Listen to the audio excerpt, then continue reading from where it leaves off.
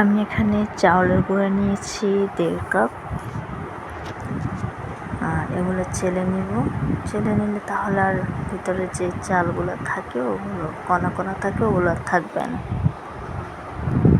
দেন আমি এখানে দিয়ে দেব 1 কাপ নারকেল কোড়া, দিয়ে দেব 1/2 কাপ চিনি, দিব লবণ পরিমাণ মতো। এখানে স্বাদের জন্য আমি দিয়ে দেব একটি ডিম, দিয়ে সবগুলো ভালো করে আমি মেখে নেব। একটা ডো তৈরি করে নেব।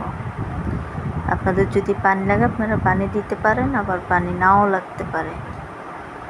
এখানে ডো তৈরি করে আমি আমার মতো করে শেপ করে নেব। আমি স্কোয়ার শেপ করছি, আপনারা যদি চান রাউন্ড শেপ করতে পারেন, লম্বা শেপ করতে পারেন। আমি আমার পছন্দ মতো আমি স্কোয়ার শেপ করে নিয়েছি।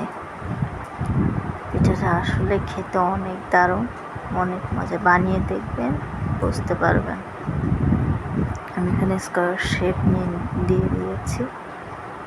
আমার কাছে এটাই ভালো লেগেছে। আপনাদের কাছে যেটা ভালো লাগে আপনারা সেই শেপে দিতে পারেন। তা আমি এগুলো একটা একটা করে নিচ্ছি। আমার অনেকগুলো হয়েছে। তা আমি এই যে দেখুন, আমার সব বানানো শেষ। আমার এতগুলো হয়েছে। আমি এখানে কিছু ডিপ ফ্রিজে রেখে দিব, আর কিছু এখনোর জন্য রেখে দেব। দেন আমি ওগুলোকে তেলে ভেজে নিচ্ছি। একটা করে দিয়ে দিব। তেলটা উষ্ণ গরম হয়ে আসলে আমি ওগুলো তেলের মধ্যে ছেড়ে দিয়েছি। ওগুলো একটা করে দিয়ে ভেজে নেব, লাল লাল করে ভেজে নেব।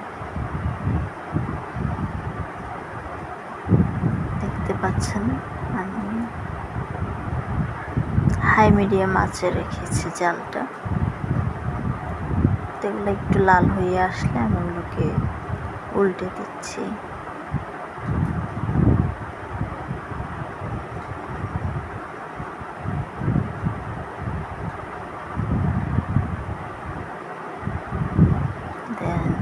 দেখুন আমার এটা প্রায় হয়ে এসছে, লাল লাল হয়ে গেছে। এবার আমি এগুলো তুলে নেব। দেন আমি আবার এগুলো ভাজতেছি।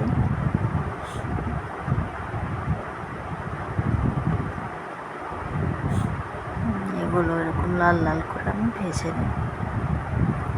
হয়ে গেছে আমার পিঠা। কেমন লাগলে জানাবেন।